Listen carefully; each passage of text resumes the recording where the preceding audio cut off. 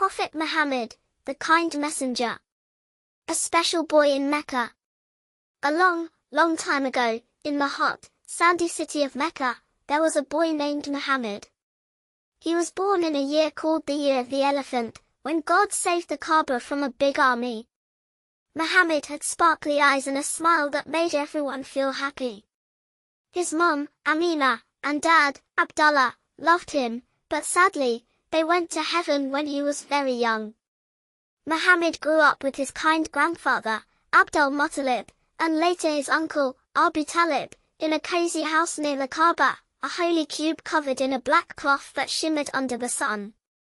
Muhammad loved playing in Mecca's dusty streets, helping his uncle's camels, and watching the stars twinkle at night. He was super honest, so everyone called him Al-Amin, which means, the trustworthy. Once, a trader left his bag of coins with Muhammad. When the trader came back, Muhammad gave every coin back, saying, "God loves honest people." The Meccans smiled, "Muhammad's the best kid."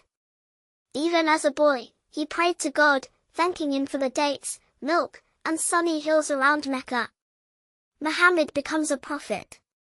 When Muhammad grew up, he worked as a merchant, traveling with caravans across the desert.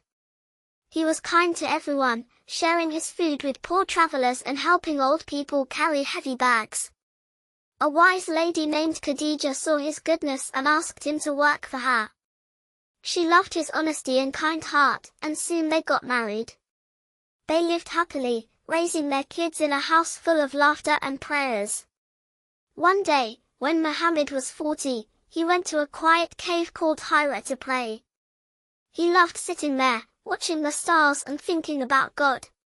Suddenly, an angel named Gabriel appeared, glowing like a bright light. "Muhammad, you're God's messenger," Gabriel said. "Read." Muhammad was nervous, saying, "I don't know how." But the angel hugged him gently, and God helped him say the first words of the Quran, a holy book. "Read in the name of your Lord who created." Muhammad's heart raced, but he trusted God and ran home to Khadija. Khadija hugged him, saying, "God chose you because you're kind and honest." She took him to her cousin, Waraka, who said, "You're the final prophet, like Moses and Jesus." Muhammad began sharing God's message, love God, be kind, and pray only to him, not statues. Some Meccans listened, like his friend Abu Bakr and cousin Ali, but others got mad, saying, "Stop talking about one God." Muhammad's brave heart. The mean Meccan leaders didn't like Muhammad's message. They threw dirt at him and told people, "Don't listen to him." Satan, the sneaky whisperer, cheered them on, but Muhammad stayed brave. He stood by the Kaaba, teaching, "Be honest, help the poor, and love your neighbors." His followers, called Muslims, prayed with him, even when the leaders were mean. One day, a poor man came to Muhammad, hungry. Muhammad gave him his own bread, saying, "God loves those who share." The leaders got angrier, trying to stop Muhammad. They told his uncle Abu Talib, "Make him quiet." But Abu Talib protected him. Muhammad kept teaching, even when some threw stones. God told him, "Be patient, Muhammad. I'm with you." His wife Khadija and friends stayed by his side, praying in secret. One night, God took Muhammad on a magical trip called the Night Journey. He rode a flying horse named Burak to Jerusalem, then up to heaven, meeting prophets like Abraham and Jesus. God showed him wonders, like sparkling rivers and golden trees, and taught him how Muslims should pray 5 times a day. A new home in Medina. The Meccan leaders got so mean that God told Muhammad, "Move to Medina, a kind city." Muhammad and Abu Bakr sneaked out at night, hiding in a cave when soldiers chased them. God sent a spider to spin a web over the cave's entrance and a bird to build a nest, so the soldiers thought, "No one's here," and left. Muhammad and Abu Bakr reached Medina safely, where people welcomed them with songs and dates. "We love you, Muhammad," they cheered. In Medina, Muhammad built a mosque, a place for Muslims to pray and learn. He taught everyone to be fair, like brothers and sisters.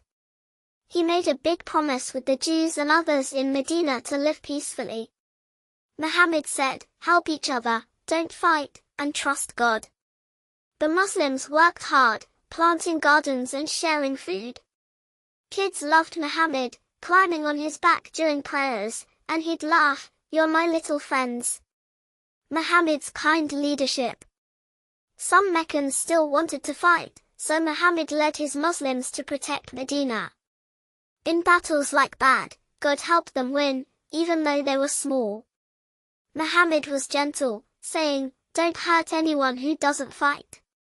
Later, he returned to Mecca with a big group of Muslims, but instead of fighting, he forgave the mean leaders. "Go free," he said, "and pray to God."